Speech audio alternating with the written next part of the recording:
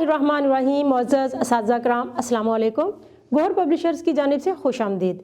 हमारा स्लोगन है redefining the geography of education through digital resources for conceptual learning. मेरा नाम साजिदा नूर है।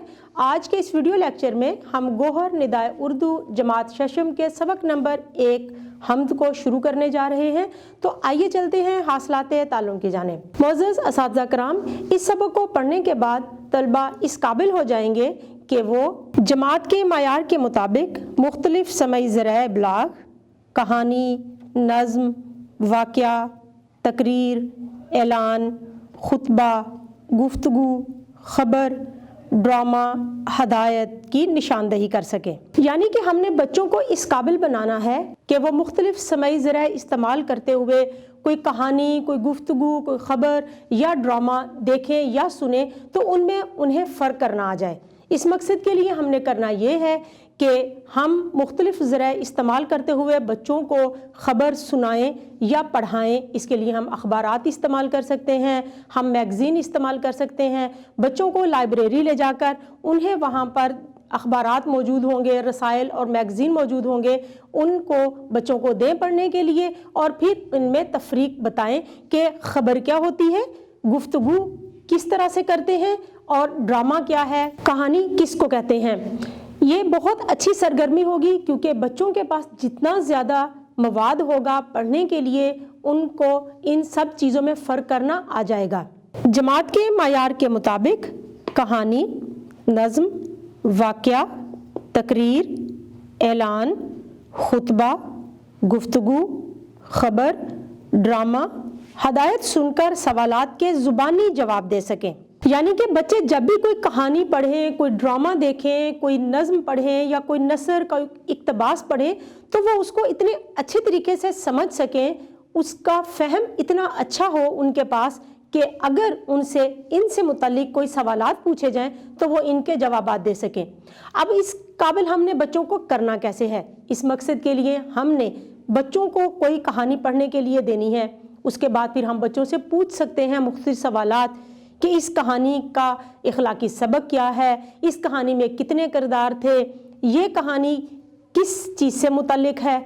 अगर बच्चे कोई गुफ्तगू का प्रोग्राम सुनते हैं, कोई ख़बर या कोई ऐलान सुनते हैं तो उससे मुतल्लिक भी हम बच्चों से सवालात करेंगे।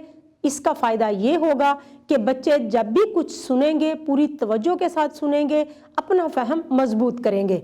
नज़्म व नसर को फ़हम के साथ पढ़कर मुतल्लिका सवालात के जवाबात दे सकें, नसरी तहारीर में इम्तियाज़ कर सकें। जब भी बच्चे कोई नज़्म पढ़ें या कोई नसर पढ़ें तो उससे मुतल्लिक सवालात के जवाबात दे सकें। यानी कि बच्चों को वो नज़्म और वो नसर जो वो पढ़ रहे हैं वो इतनी अच्छी तरह से समझ आ जाए, उसमें दिए गए मवाद को वो बेहतरीन अंदाज में समझ सकें, उसके अंदर दी गई मालूमात को अपने मुशाहदात के साथ जो है वो मिला सकें कि हमने जो कुछ पढ़ा हमारे मुआशरे में उससे मुतल्लिक कौन कौन सी चीज़ें मौजूद हैं।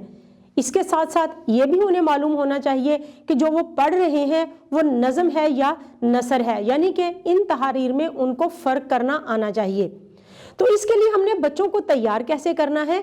जब हम बच्चों को ये नज़्म पढ़ाएं जो कि हम अब पढ़ाने जा रहे हैं हम्द, तो इतने अच्छे अंदाज में उसकी सबसे पहले नज़्म के अशार का मफ़हूम बच्चों को बताएं, उसके बाद अशार की तशरीह करवाएं ताकि बच्चों को उसके अंदर दी गई मालूमात जो हैं उनको वो समझ सकें, उनको अच्छी तरह से अपने ज़हन नशीन कर सकें। हमने मालूम करना है कि बच्चों को सबक की समझ आई है या नहीं। इसके लिए हमने सबक के दौरान सबक पढ़ाते हुए मुख्तसर सवालात ज़रूर करने हैं। इससे दो फ़ायदे होंगे। एक तो ये कि हमें ये पता चल जाएगा कि बच्चे तवज्जो के साथ सबक सुन भी रहे हैं या नहीं, और दूसरे बच्चे मतवज्जो हो जाएंगे, अलर्ट हो जाएंगे क्योंकि उनको मालूम होगा कि हमसे सवालात पूछे जा सकते हैं। इबारत नज़्म व नसर पढ़कर इसमें मौजूद मालूमात और तसव्वुरात अख़ज़ कर सकें। जब भी कोई इबारत पढ़ें, चाहे वो नज़्म की शक्ल में हो या नसर की शक्ल में हो, उसमें दी गई मालूमात को, उसमें दिए गए तसव्वुरात को अख़ज़ कर सकें, मालूम कर सकें। इसके लिए हमारे इस सबक की मश्क में भी सरगर्मी दी गई है, लेकिन इसके अलावा भी हम अपनी तरफ से भी कुछ इक़्तिबासात या कुछ अशार बच्चों को देकर उनसे मालूम कर सकते हैं कि इन अशार को पढ़ें और इसमें दी गई मालूमात बयान करें। اس میں بیان کیے گئے تصورات جو ہیں ان کو بیان کریں۔ اس کے ساتھ ساتھ ہم ان بچوں کو کچھ اقتباسات دے سکتے ہیں کہ اس اقتباس کو پڑھیں، اس کا مرکزی خیال لکھیں، اس میں دی گئی معلومات کو اپنے الفاظ میں لکھیں۔ جتنی زیادہ ہم بچوں کو مشق کروائیں گے اتنا ہی زیادہ بچے پرفیکشن کی طرف جائیں گے، اتنا ہی زیادہ ان کا تعلم مضبوط ہوگا، اور پھر وہ اپنی زندگی میں آنے والے دنوں میں جب بھی کچھ پڑھیں گے تو اس میں دی گئی معلومات جو ہیں ان کو اخذ کرنے کے قابل ہو سکیں گے۔ نظم کے اشعار کی تشریح کر سکیں۔ ہم بچوں کو پڑھانے جا رہے ہیں نظم حمد۔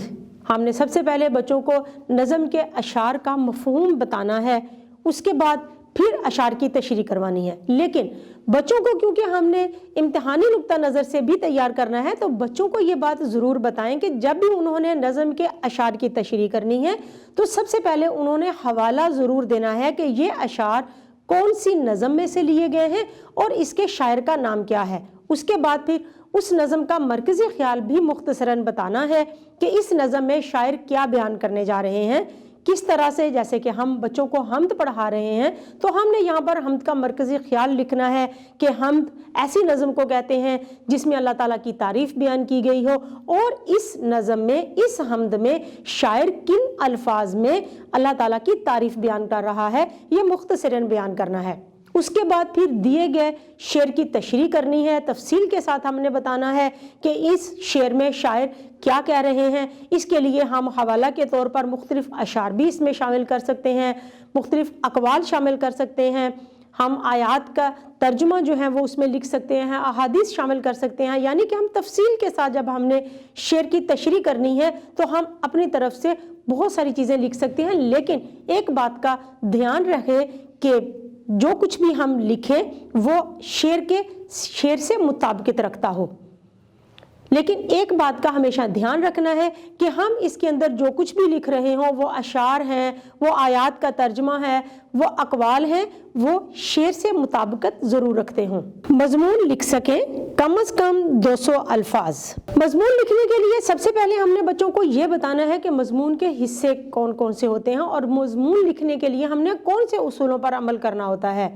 مضمون میں سب سے پہلے تعارف ہوتا ہے، اس میں دیے گئے عنوان کا آپ نے تعارف بتانا ہے، اس کے بعد پھر اس کے عروج پر جا کر وہاں پر فائدے اور نقصانات پر بحث کرنی ہے، پھر آخر میں اختتام کرنا ہے ہم نے اس کے ساتھ کہ اب ہم نے کیا کرنا ہے، ہماری کیا ذمہ داریاں ہیں اب اس مضمون کے مطابق۔ اس کے لیے ہم نے جو بھی مضمون کا عنوان ہے اس پر بچوں کے ساتھ بحث کرنی ہے، اس کے تمام نکات ہم نے لکھنے ہیں۔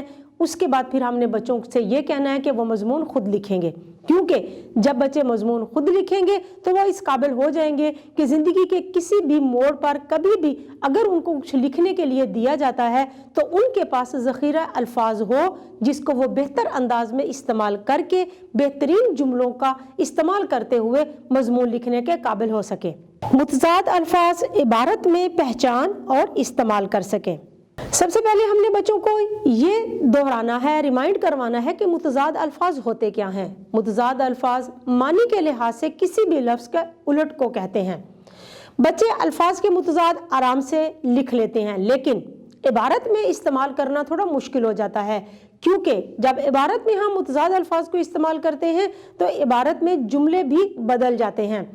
تو بچوں کی زیادہ سے زیادہ مشق کروانے کے لیے ہم نے یہ کرنا ہے کہ ہماری مشق میں تو ایک سرگرمی دی گئی ہے لیکن اس سے ہٹ کر بھی ہم نے مختلف عبارات جو ہیں ان میں الفاظ کو خط کشیدہ کریں اور پھر بچوں سے کہیں کہ ان الفاظ کے متضاد لکھتے ہوئے اس عبارت کو دوبارہ سے لکھیں۔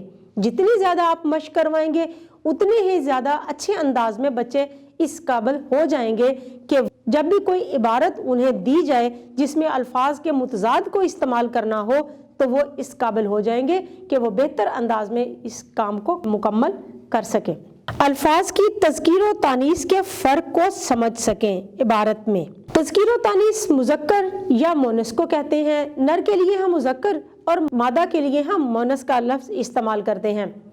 جیسا کہ میں پہلے بھی یہ بات کر چکی ہوں کہ یہ وہ چیزیں ہیں جو بچے اگر ہم نے مذکر سے مؤنث بنانا ہے تو وہ آسانی سے اس کو بنا لیں گے، لیکن عبارت میں استعمال کرتے ہوئے وہ غلطی کر جاتے ہیں کیونکہ عبارت میں جملہ ہی تبدیل ہو جاتا ہے۔ تو اس کے لیے ہم نے کرنا یہ ہے کہ بچوں کو زیادہ سے زیادہ مشق کروانی ہے. ہماری مشق میں بھی ایک سرگرمی دی گئی ہے، اس کو سامنے رکھ کر ہم مزید سرگرمیاں جو ہیں وہ تشکیل دے سکتے ہیں. بچوں کو زیادہ سے زیادہ سرگرمیاں دے کر، عبارات دے کر، ان کی تذکیر و تانیث کے حوالے سے انہیں کہیں کہ اس کو تبدیل کریں، تو بچے پھر اس قابل ہو جائیں گے کہ وہ بہتر انداز میں یہ سرگرمی حل کر لیں گے. معزز اساتذہ کرام، امید ہے کہ آپ کو آج کا یہ ویڈیو لیکچر بہت اچھا لگا ہوگا. آپ کی مدد کے لیے ہماری ویب سائٹ www.goharpublishers.com پر scheme of studies, model paper, lesson plan دیے گئے ہیں، آپ وہاں سے بھی مدد لے سکتے ہیں. انشاءاللہ اگلی ویڈیو میں اگلے لیکچر کے ساتھ پھر ملیں گے. تب تک کے لیے اللہ حافظ.